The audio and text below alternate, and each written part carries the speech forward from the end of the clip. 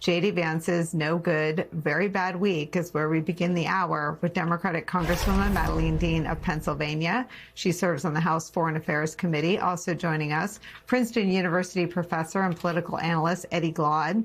He's the author of a brand new book, America, USA, How Race Shadows the Nation's Anniversaries. It is out now. Also joining our conversation, Charlie Sykes. He's the author of the newsletter To the Contrary. Congresswoman, I start with you.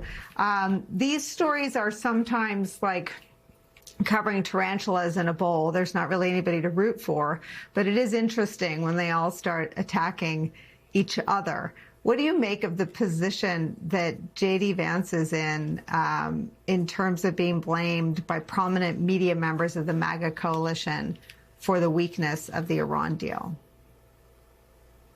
Good to be with you on this Juneteenth, and I have to tell you, I was just at a Harriet Tubman museum, so I think about the breadth of and the courage of people who came before us. And to your question, I think about the smallness of what we are talking about, the smallness of the people in this White House, the smallness, sadly, of this president, and the smallness of those around him like J.D. Vance. J.D., the Vice President of the United States, was against this war. He had very strict convictions before he got into this role as sycophant shill and vice president. And here he is stuck in a terrible, unenviable position.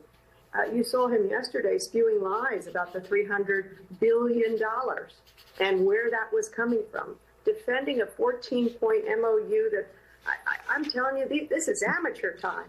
Writing of this MOU for something so gravely serious.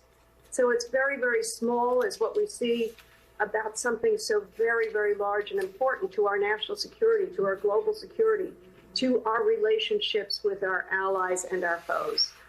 He's in a terrible spot, and he should have stood up with a greater spine.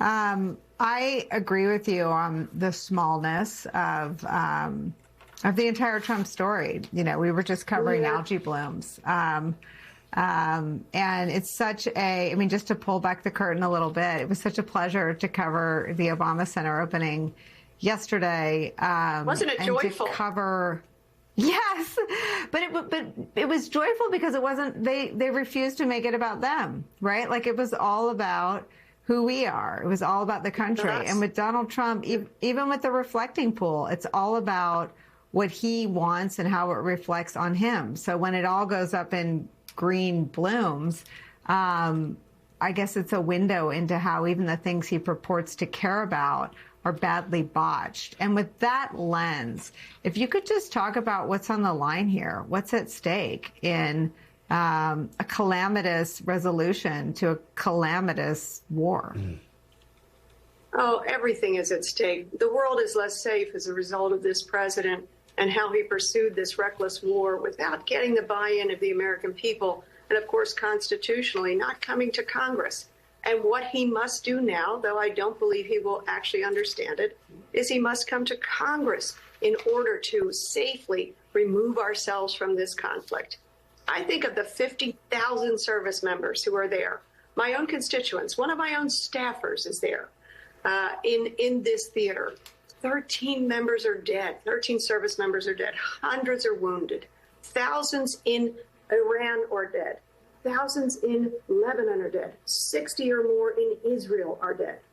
What was this all for? This is so silly. The memorandum of understanding is a memorandum to reopen the straits. So when we get back to Washington, I know the Senate was in this week, but when we get back next week, the House will be back in. I hope somehow we can reclaim, even with this very feckless Speaker of the House and Republican majority, I hope we can reclaim our constitutional authority around declarations of war and eliminating and reducing the tensions around Iran. We've gained nothing. As you read this document, the MOU, you see that Iran actually wrote this to their benefit.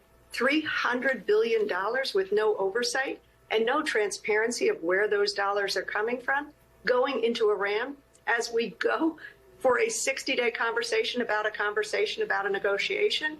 Come on.